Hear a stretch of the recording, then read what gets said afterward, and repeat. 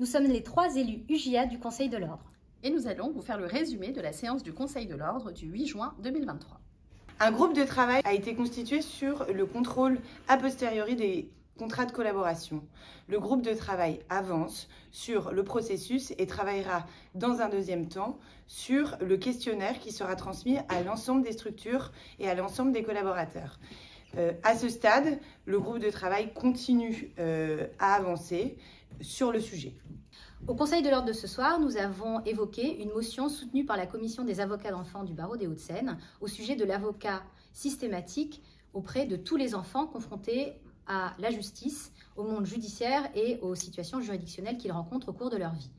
Cela vient au soutien d'une proposition de loi soumise à l'Assemblée nationale au sujet de la systématisation de la présence de l'avocat aux côtés des enfants en matière d'assistance éducative, dans la mesure où aujourd'hui elle n'est pas prévue par les textes.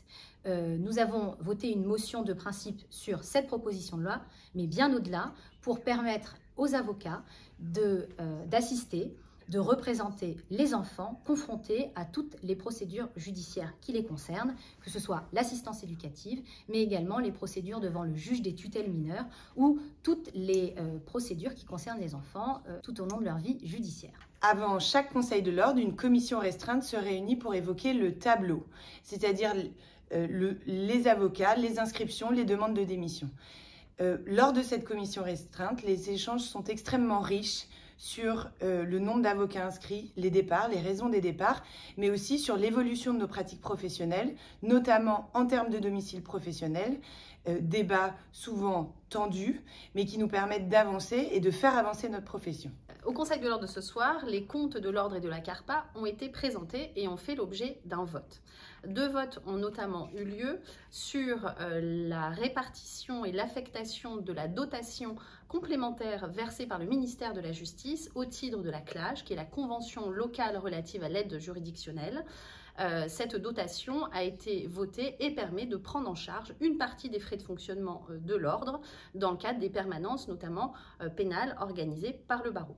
Autre vote intervenu, le vote concernant une somme affectée et qui est distribuée aux avocats volontaires sur les listes de permanence pénale, mais aussi pour les hospitalisations sous contrainte. Un boni sera donc versé aux différents avocats compte tenu du forfait substitutif bénéficiaire et un solde qui sera à partager donc aux différents avocats.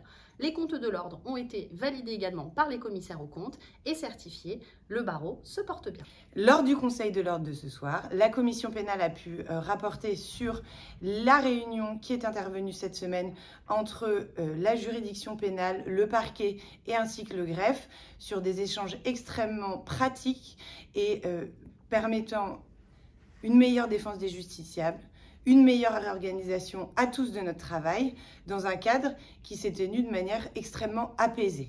Restons concernés, restez connectés.